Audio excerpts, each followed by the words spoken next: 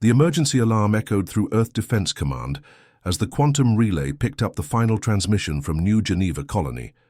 Commander Rebecca Kane leaned forward in her chair, her knuckles white as she gripped the armrest.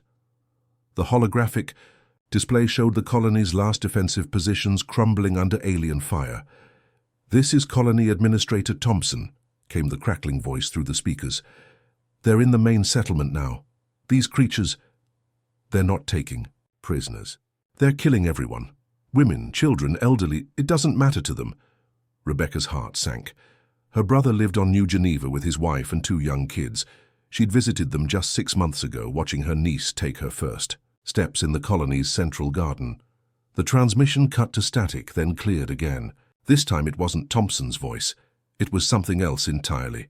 "Humans of Earth," the alien voice hissed through universal translators. "We are the hegemony. Your pathetic colony has been cleansed.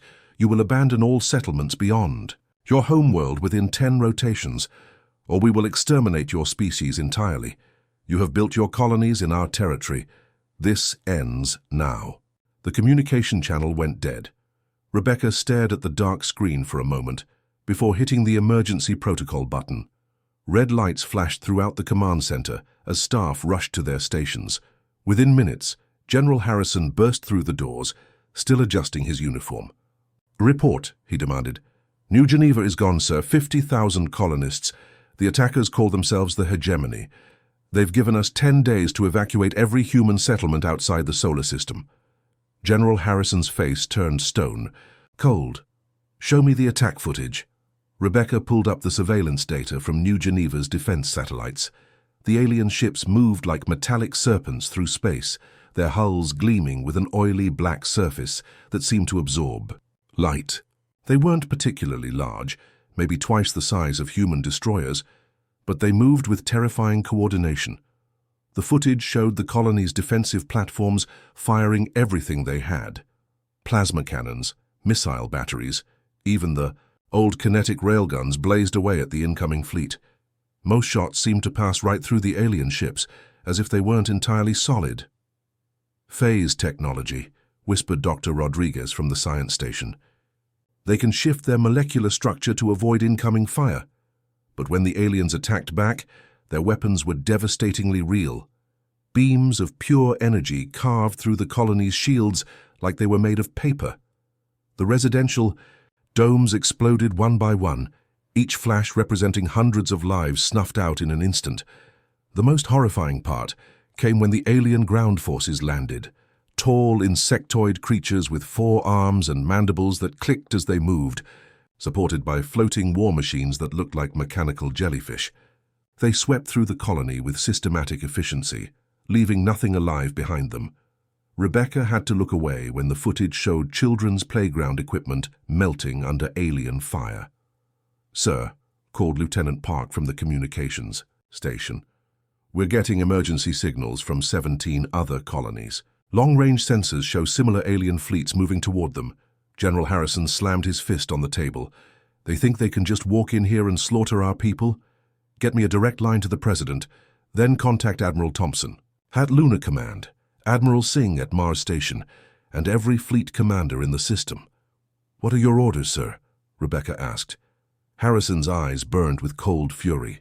"We're going to show these hegemony bastards what happens when you threaten human civilians. Every ship, every weapon, every resource we have. I want our entire fleet mobilized within 72 hours. The next few hours were chaos. Emergency." Broadcasts went out to every human world, colony and space station. The President addressed the nation, then the world, then every human settlement scattered across 47 star systems. The message was simple. Earth was calling everyone home. But not to run. To fight. Ships that hadn't moved in decades fired. Up their engines. Mothballed destroyers in the asteroid belt suddenly blazed to life. Deep space mining vessels loaded with military-grade equipment began the long journey back to Earth. Even civilian cargo haulers were fitted with weapon pods and shield generators. Rebecca watched the tactical display as thousands of ship signatures began converging on Earth. The numbers kept climbing, 10,000 ships, 20,000, 50,000. "My God," whispered Lieutenant Park. How many ships do we actually have? General Harrison smiled grimly as he watched the display. The hegemony is about to find out. They killed 50,000 innocent people and threatened to exterminate our entire species. They want to see human military strength. He gestured to the growing fleet on the display. They're about to get a front-row seat. Red warning lights continued flashing throughout the command center as more ships appeared on the tactical screen.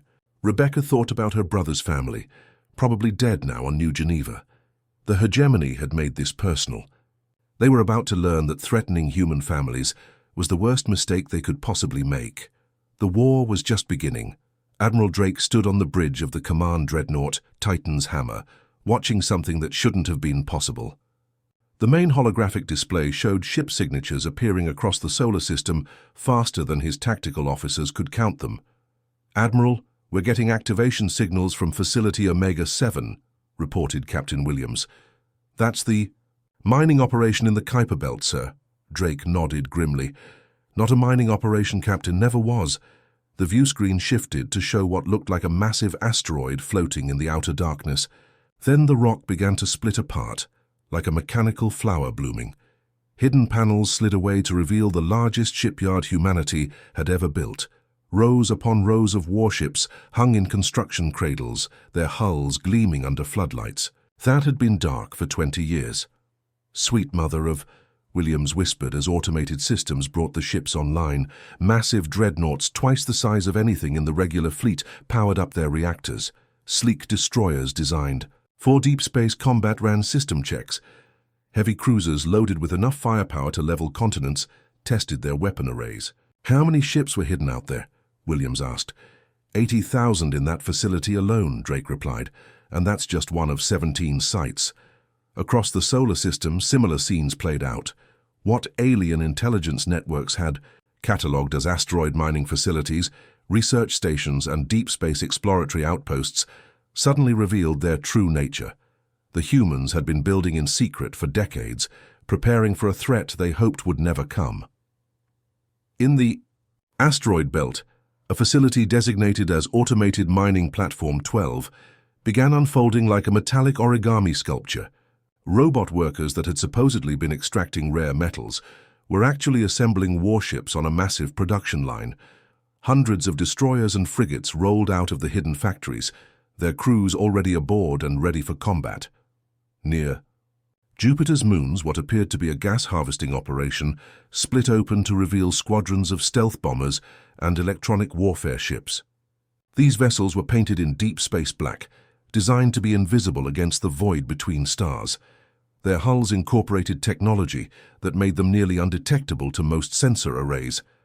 "Sir, we're getting reports from the outer colonies," called Lieutenant Hayes from the communications station. "The civilian evacuation fleets aren't just evacuation fleets," Drake raised an eyebrow. "Explain." "The cargo haulers and passenger ships leaving the outer colonies. They're loaded with military personnel and equipment. Apparently every colony had hidden defense forces we didn't know about. The miners on Kepler 442b, half of them were actually Special Forces soldiers. The agricultural workers on Proxima Station, Marine units in disguise. The numbers kept climbing on the tactical display. 100,000 ships, 200,000, 300,000. Meanwhile, in a dark sector of space light years away, a hegemony intelligence vessel monitored human communications through quantum relay intercepts. The alien commander, a creature with 6 eyes and crystalline skin, studied the incoming data with growing confusion. "This cannot be accurate," it hissed to its subordinates. "Our calculations indicated the humans possessed perhaps 50,000 military vessels. These numbers suggest 7 times that amount." "Perhaps it is disinformation, Commander Vextar," replied another alien. "A desperate attempt to frighten us with false data."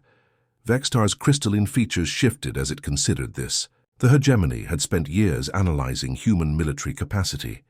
They had infiltrated human communication networks, studied their production facilities, counted their ships. Everything indicated that humanity was a minor military power, barely, capable of defending their own colonies. "Update the High Council," Vextar decided. "Inform them that the humans are broadcasting propaganda numbers. No species could field such a massive fleet without detection." Back in the Sol system, Admiral Drake watched as the final wave of ships arrived. The staging areas around Earth, Mars, and Luna were filled with more firepower than any single world had ever assembled. Massive battleships that dwarfed entire cities floated alongside nimble patrol boats. Carrier ships launched squadrons of fighters that darkened the space around them like clouds of metal locusts. "Final count, Admiral," reported Captain Williams, his voice barely above a whisper. 700,000 combat vessels of all classes, plus support ships, medical frigates, supply convoys. Drake nodded slowly. For 40 years, humanity had prepared for this moment. Every mining operation in deep space had doubled as a ship construction facility. Every research station had secretly housed military equipment. Every civilian colony had maintained hidden defense forces. The aliens thought they were facing a weak, scattered species. They had no idea they had just declared war on the most militarized civilization in the galaxy. "Send a message to all fleet commanders," Drake ordered. "Operation Terra's Wrath is now active. Every human ship, every weapon system, every soldier we have is now committed to one objective: making the hegemony pay for what they did to New Geneva." The massive fleet began organizing into battle formations, each group larger than most species. Entire navies. The aliens had wanted to see human military strength. They were about to get exactly what they asked for. The first wave of human ships emerged from hyperspace at the edge of the Kepler sector like a steel tsunami. Admiral Rodriguez watched from the bridge of the battleship Iron Resolve as 200,000 vessels dropped out of faster-than-light travel in perfect formation. The sight would have been beautiful if it wasn't so terrifying. "Enemy contacts detected," reported Commander Walsh. "Hegemony patrol fleet, approximately 800 ships, moving to intercept." Rodriguez almost felt sorry for them. Almost. The Hegemony patrol commander, a veteran named Zekthul, had been guarding this sector for 15 cycles. His fleet had destroyed dozens of smaller civilizations trying to expand into Hegemony territory. When his sensors detected the massive human formation, he assumed there was a malfunction. "Recalibrate sensors," he ordered his bridge crew. "No species fields fleets of this magnitude." "Sensors are functioning correctly, Commander," his tactical officer replied nervously. "The humans have brought 200,000 vessels." Zekthul's 4 eyes focused on the tactical display. Even if the readings were accurate, it didn't matter. Hegemony ships were technologically superior. Their phase-shifting hulls made them nearly invulnerable to primitive kinetic weapons. These humans would learn the same lesson as every other species that challenged the hegemony. "All ships attack formation," Zekthul commanded. "Show these mammals what real warfare looks like." The hegemony fleet charged forward, their ships shimmering as they activated phase technology. Energy weapons that could slice through battleship armor like hot knives through butter charged to full power. For 30 years, this tactic had never failed. It failed spectacularly now. The humans didn't rely on single powerful shots. Instead, every ship in their fleet opened fire simultaneously. Millions of projectiles filled the space between the two forces.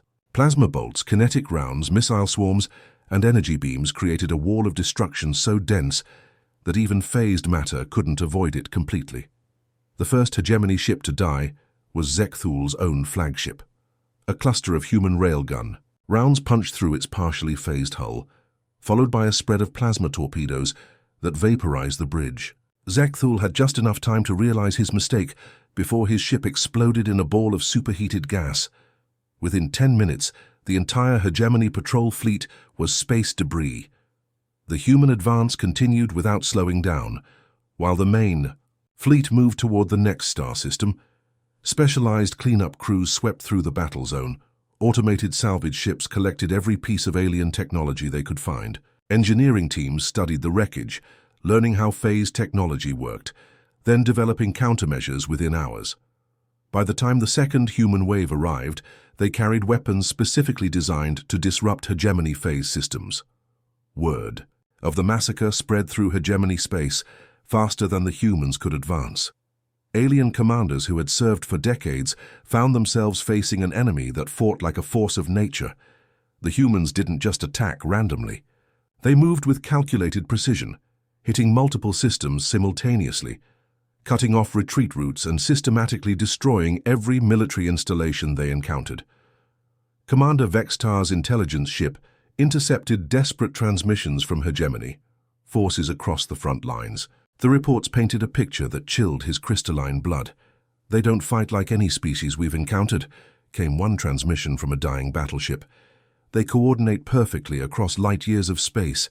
Every ship knows exactly what every other ship is doing. It's like fighting a single organism with a million bodies." Another report was even more disturbing. "The humans don't just destroy our fleets. They study our wreckage, adapt their weapons and become stronger. Each battle group that hits us is more effective than the last." The most terrifying message came from the commander of Outpost Keldar. "They're not here to conquer territory. They're here to remove us entirely. No surrender offers, no negotiation attempts. They just keep coming, wave after wave, until nothing is left." On the hegemony homeworld of Nextaran, the High Council convened in emergency session. The Council chamber filled with panicked voices as reports poured in from across their territory. 17 sectors have gone silent," reported Minister Horvath, his antenna twitching with fear. "The humans are advancing on all fronts simultaneously." "How is this possible?" demanded High Chancellor Quintel. "Our intelligence indicated they were a minor power." "Our intelligence was wrong," Admiral Tekva replied grimly. "These humans have been preparing for war on a scale we never imagined. They're not just fighting us. They've turned warfare into an industrial process." The tactical display showed the nightmare unfolding across hegemony space. Human fleets moved like the hands of a cosmic clock, each formation arriving at its target, with perfect timing. They shared intelligence instantly across vast distances, coordinated attacks across multiple star systems, and adapted their tactics with mechanical precision. Most disturbing of all, they never stopped. When one human fleet was destroyed, 2 more appeared to take its place. The aliens had started this war expecting to face scattered colonial defense forces. Instead, they found themselves fighting the most organized military machine the galaxy had ever seen. "We awakened something terrible," whispered Chancellor Quintel as another sector went dark on the display. "These humans, they don't wage war. They execute it like a manufacturing process." The long dark had begun, and it would not end until every threat to humanity was eliminated. The massive human armada dropped out of hyperspace at the edge of the Nextaran system like death itself, arriving unannounced. Admiral Chen stood on the bridge of the command ship Retribution, watching as 700,000 vessels formed perfect attack formations around the hegemony capital world. "All fleets report ready, Admiral," announced Captain Torres. "We have complete sensor coverage of the system." Chen nodded grimly. 3 months ago, the beings on the planet below had murdered 50,000 innocent colonists. Today, they would learn what that decision had cost them.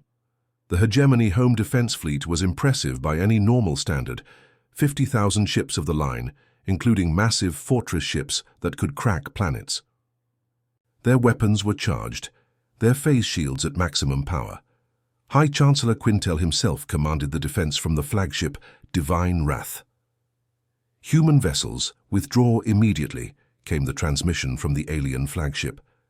"This is hegemony sovereign space. You have no authority here." Admiral Chen's response was simple and final. "You had no authority to murder human civilians. All hegemony military assets in this system are designated hostile. You have 30 seconds to abandon your ships." Quintel's crystalline features twisted with rage. 30 seconds, you dare threaten the hegemony in our own system. We are the masters of this galaxy." 29 seconds later, the humans opened fire. What followed wasn't a battle in any traditional sense. It was a demonstration of overwhelming industrial might applied with surgical precision. Every human ship fired simultaneously, creating a web of destruction so dense that space itself seemed to ignite. The hegemony phase technology, which had protected them for centuries, simply couldn't handle the sheer volume of incoming fire. The alien fortress ships, each one a mobile weapons, platform the size of a small moon, lasted exactly 47 seconds. Human heavy destroyers swarmed them like wolves. pumping thousands of armor-piercing rounds into their hulls, while bomber squadrons delivered nuclear warheads directly into their reactor cores. Captain Torres watched the tactical display as enemy. Contacts winked out of existence one by one. "Sir, their entire home fleet is gone. Total engagement time, 14 minutes. Phase 2, Chen ordered without emotion. Target all military installations on the surface. The orbital bombardment was conducted with the same mechanical efficiency as the space battle. Human ships didn't randomly blast the planet's surface. Instead, they used precise kinetic strikes to eliminate every military base, weapons factory, and defense platform. Each target was identified, catalogued, and destroyed with minimum collateral damage to civilian areas. Watching from a hidden observation post 3-star systems away, Ambassador Velthar of the Krillian Confederacy recorded everything. His government had sent him to observe human military capabilities, but what he witnessed defied all understanding. "They're not just destroying the hegemony military," he whispered into his recorder. "They're systematically dismantling their entire war machine. Every shipyard, every weapons depot, every training facility. It's like watching a surgeon remove a cancer." The precision horrified him more than random destruction would have. When the hegemony had conquered other species, they had done so with brutal chaos. The humans fought with cold, calculated efficiency that suggested they had planned every detail of this operation years in advance. On the surface of Nextaran, High Chancellor Quintel huddled in his underground bunker as the planet shook from kinetic strikes. His military advisors brought him increasingly desperate reports. "The orbital defense platforms are gone. The planetary shield generators are destroyed. Our entire fleet construction facility has been reduced to rubble." "What about our ground forces?" Quintel demanded. "The humans aren't targeting ground forces, Chancellor. Only military hardware. They're destroying our ability to wage war, not our people." This confused Quintel more than anything else. The hegemony had shown no mercy to human civilians on New Geneva. They had expected the humans to respond with equal brutality. Instead, the humans were conducting the most thorough military operation in galactic history, while carefully avoiding unnecessary civilian casualties. Across the galaxy, other alien civilizations watched the systematic dismantling of hegemony. Power with growing terror. The Nexus Union called an emergency council session.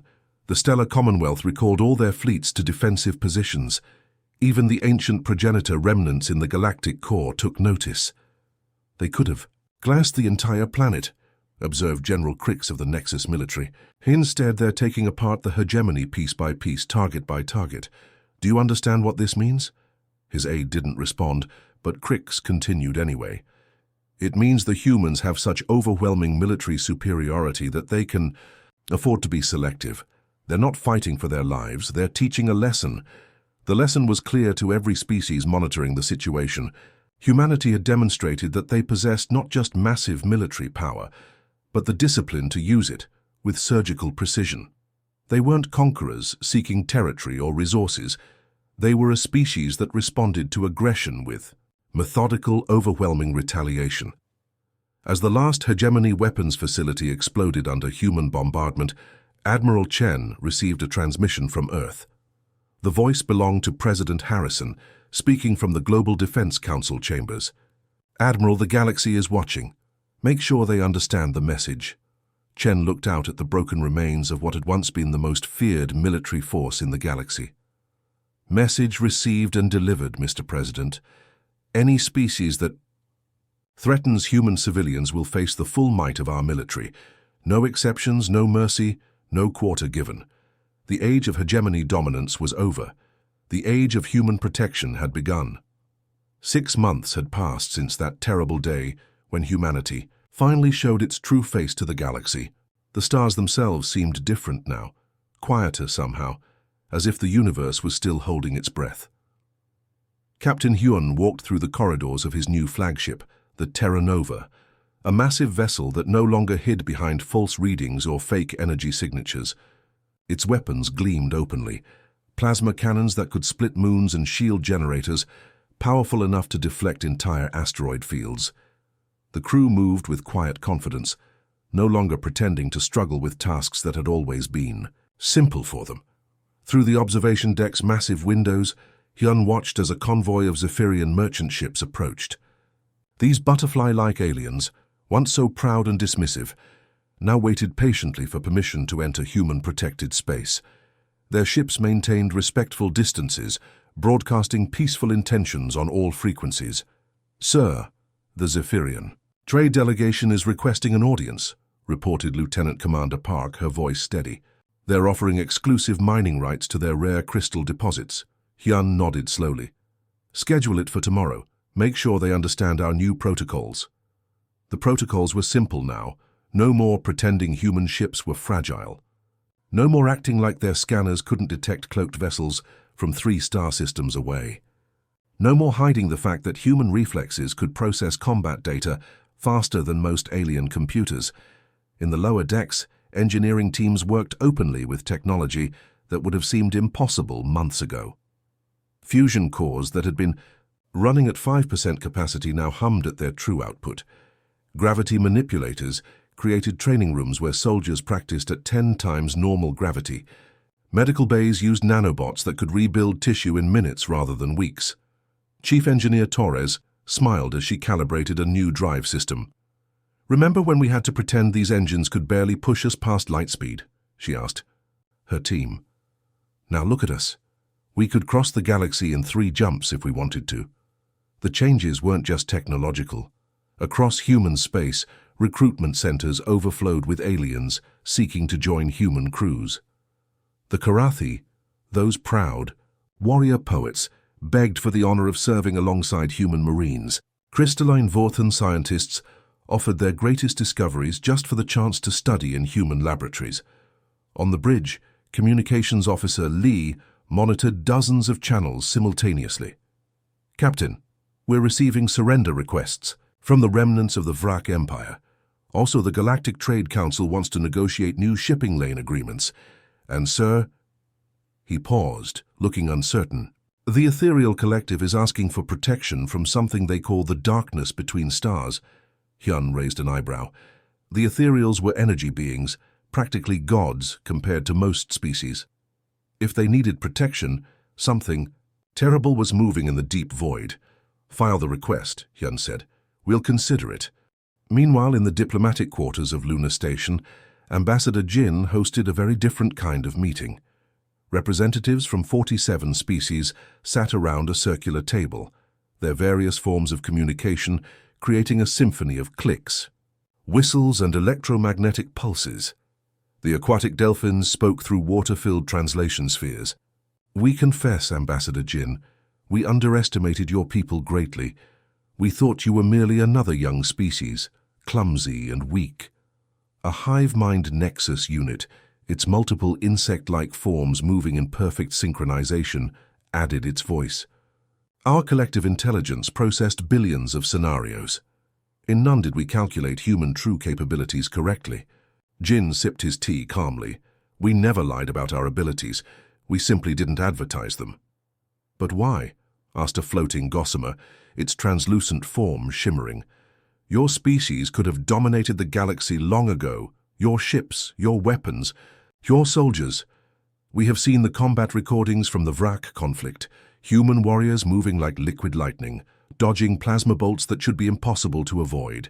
Ships performing maneuvers that would crush any other crew under. Gravitational forces." "Because," Jin replied, "strength without wisdom is just destruction. We learned that lesson on our own world, long before we reached the stars." On Earth, in the deep archives beneath Geneva, historians worked frantically to document everything. The period they now called the Great Pretending had lasted nearly 2 centuries. Humanity had colonized hundreds of worlds, built vast fleets, and established trade networks across half the galaxy, all while pretending to be far weaker than they actually were. Dr. Chen, the lead archivist, reviewed footage from the Vrak War's final battle. Human fighters moved through space like dancers, their pilots pulling maneuvers at forces that should have liquefied their bodies. Instead, the pilots barely seemed strained, their enhanced physiology and training making the impossible look routine. "Look at this," she told her assistant, pointing to a tactical display. The humans used exactly 17% of their total firepower to completely destroy the Vrak home fleet. 17%. Back in space, Captain Hyun received his daily reports. Piracy was down 90% in human patrol zones. Several species had begun peaceful first contact procedures rather than the traditional aggressive posturing. Trade disputes were settled through negotiation rather than blockades. But perhaps most importantly, the galaxy's children were learning new lessons. In schools on 1,000 different worlds, young minds absorbed stories about the species that chose restraint over conquest. Karathi cubs learned that true strength meant protecting the weak. Zephyrian larvae discovered that mercy was not weakness, but the highest form of power. Ambassador Jin stood in his quarters that evening, reading reports from across human space. His aide, a young diplomat named Choi, brought him the daily briefing. "Sir, Earth Command is asking again about returning to the old protocols. They say the galaxy has learned its lesson." Jin smiled, watching a human patrol ship glide past the station. Its weapons were visible, its shields powerful enough to survive a stellar explosion, its crew capable of feats that would seem godlike to most species. "Tell them what I told them yesterday, and what I'll tell them tomorrow," Jin said. "The galaxy is safer when they remember what we choose not to do. Our restraint isn't weakness, it's a gift, and like all gifts it can be taken away." Outside, the stars shone a little brighter, as if the universe itself approved of humanity's choice to remain the gentle giants of the galaxy.